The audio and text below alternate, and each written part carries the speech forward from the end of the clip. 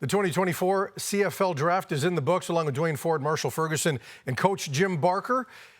A lot of movement, in terms of players where we thought they might go in a certain spot. Maybe they fell down a little bit.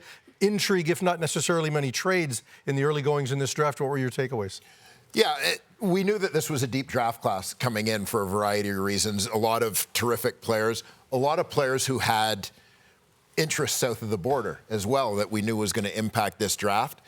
It contributed to a great deal of unpredictability, and unpredictable even in the sense that patterns that you've seen in past years, particularly with those guys who were in NFL camps and so on, whether drafted, signed as free agents, invited to rookie mini camps, whatever the case, a lot of those players going earlier than we thought, or going at all when we didn't expect them to in this draft.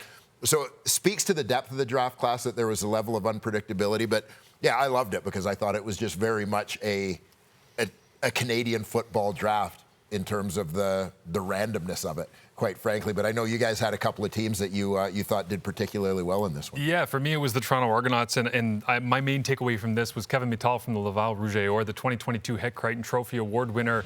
Just kind of fell to them at 5, right? Like, he easily could have been a top 2, 3, 4 pick, and it's not as though it was a huge drop off and they got him somewhere in the middle of the second round. But to be able to go and get a player of his caliber that fits with their offense, I think he's going to be a Swiss Army knife in what they do. And then from there, for the Toronto Argonauts, you end up following it up with Tyson Hergott, defensive lineman from the Waterloo Warriors, extremely productive in his time in the black and gold there in the OUA in his final couple of seasons. John Bose is a very, very large offensive tackle from the University of Calgary that has an opportunity to learn, develop behind some of the big bodies that the Argonauts have. There's no push with the Double Blue right now to try and get him into the lineup. And then they filled it out with a couple of really long and talented defensive backs, including Tyshawn Blackburn from the University of Alberta. So I like what the Toronto Argonauts did, Coach. I feel as though they got better tonight at a variety of different places. They addressed some needs that they had, and that's going to do well for them. Not necessarily in 2024, but I think we'll really like this Argonauts draft in 25 and 26. Yeah, there was, I think, a couple teams really helped themselves.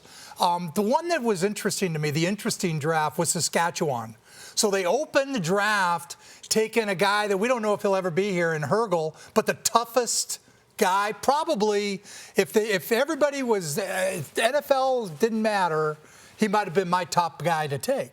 So they take him in the first round. But is it going to be 2 years? Is it going to be a year? Is it going to be 3 years? That's the hard part. Then they take Weeby, who is, again, just a badass who will come up and hit you. And he plays the game the way that Corey Mace wants the game played. Then he takes Del Busby. He takes Straker. He takes Daniel Johnson, who's a bit of a stretch, but he's a guy who's been playing in the Big Ten. Who played at Purdue, former tight end, moves in. He's 6'6", 305 pounds, with great feet. That's a great starting point in the CFL. He did 19 on the bench, so he does have some strength. So I love the way they started the draft with some question marks, and then they went and they really helped themselves right now, and then they finish it off with, you're going to pronounce his name for me, Duane, because he's a Western guy. Yes. Say his name. Richard Adubafor. Richard Adubafor. See, these guys help me with the pronunciations. So anyway, I thought their draft was interesting to me, just the way they approached it. Yeah. Meanwhile, not much time for these guys to get their feet wet here. Rookie camp start in 8 days. The season less than a month away. For the guys here, thanks for watching. We've enjoyed the CFL Draft 2024 edition.